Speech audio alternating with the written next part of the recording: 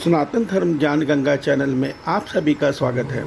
मेरे प्यारे कृष्ण भक्तों, आप सभी को जय श्री कृष्णा।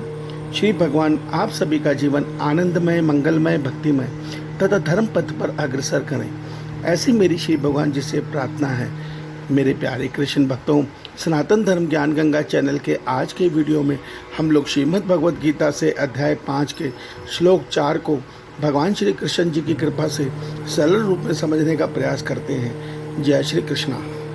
मेरे प्यारे कृष्ण भक्तों, श्रीमद् भगवद गीता के अध्याय 5 में श्लोक 3 तक भगवान श्री कृष्ण जी ने अर्जुन के माध्यम से हम सब मनुष्यों को यह सत्य समझाया है कि कर्मयोग का मार्ग ज्ञान योग के मार्ग से ज़्यादा सुगम और श्रेष्ठ है।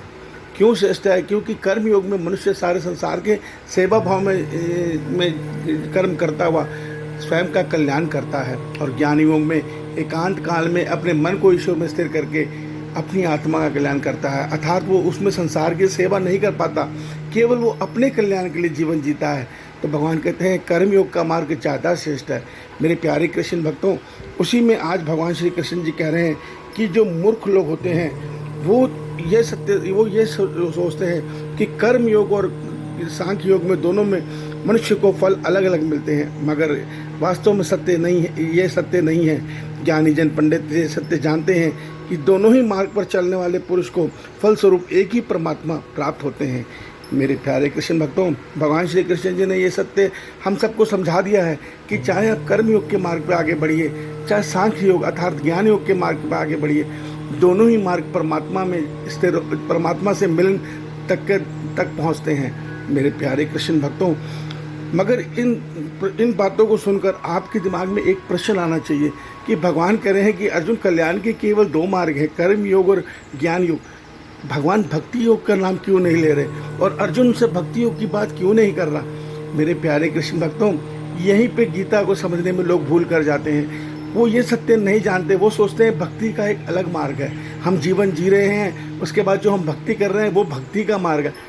वास्तव में कर्मयोग किसका मार्ग है? कर्मयोग ये मार्ग है कि जो हम ये जीवन जी रहे हैं उसी प्रकार हमें जीवन जीना है। बस कर्मयोग में एक चीज़ जुड़ जाती है कि हमें निज और परिवार सुख से ऊपर उठकर हमें सारे संसार को अपना परिवार देखना है। वो कब संभव हो पाता है? जब हमारे मन में प्राणी मात्र के प्रति मोह और द्वेष दोनों खत्म हो जाते हैं।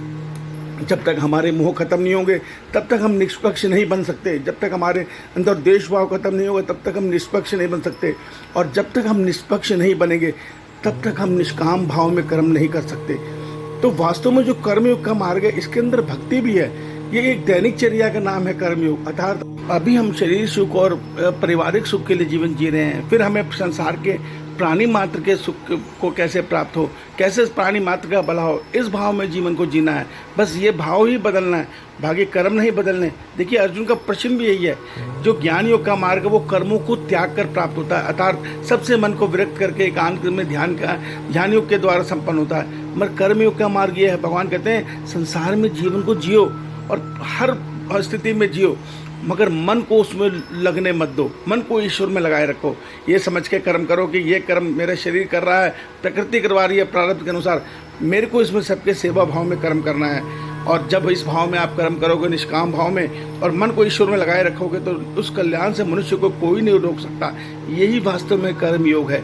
इसी के अंदर जब हम भक्ति करेंगे ईश्वर से ईश्वर को पाने की, वही भक्ति भी इसी के अंदर जुड़ जाएगी। वास्तव में कर्म योग और भक्ति योग का मार्ग अलग अलग नहीं है, इसी के अंदर भक्ति योग का मार्ग है। मगर भगवान ये कहना चाहते हैं कि भक्ति भी निष्काम भाव से करो, भक्ति भी निष्काम भाव से करो। भगवान से सारे संसार का भला मांगो, केवल अपना नहीं, सारे संसार का। ईश्वर आप सबका भला करें। आपका दिन शुभ हो। जय श्री कृष्णा, जय श्री कृष्णा।